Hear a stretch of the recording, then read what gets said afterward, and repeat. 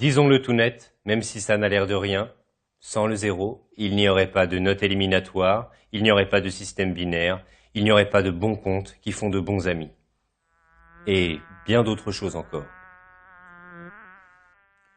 Le zéro a été inventé aux alentours du 5e siècle en Inde. On attribue sa première définition à Brahmagupta, qui vécut lui 2 siècles plus tard. Brahmagupta est astronome et poète. Dans son observatoire, l'œil collé contre le ciel, il fait des mathématiques en chansons. À cette époque, les Indiens écrivent les nombres comme on le fait généralement aujourd'hui.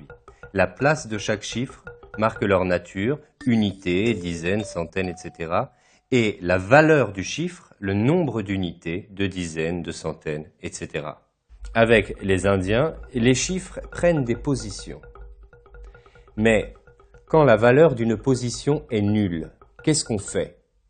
Pour faire la différence, par exemple, entre 781 et 7801, les Indiens mettent d'abord un espace vide. La nature a horreur du vide, on le sait bien.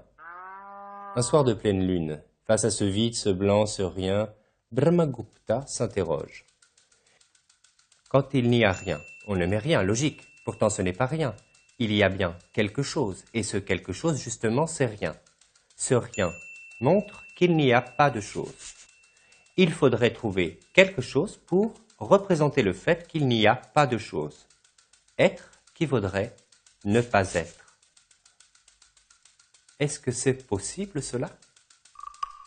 On pourrait faire le tour de rien, l'air de rien, au moins il y aurait rien mais ce serait borné. Voilà, le zéro est né. Brahmagupta définit le zéro comme la soustraction d'un nombre par lui-même.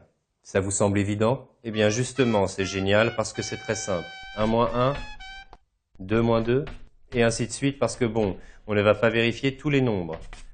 Quelques mises en situation. 3 fois 0, 3 plus 0.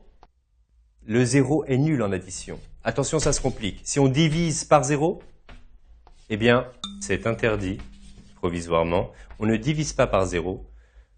C'est comme ça, un point c'est tout. En dessinant le vide, le néant, le rien, Brahmagupta invente un signe pour l'absence et ouvre le chemin de la représentation de ce qui n'était pas représentable jusque-là. Il part dans des contrées lointaines à la recherche de l'infini.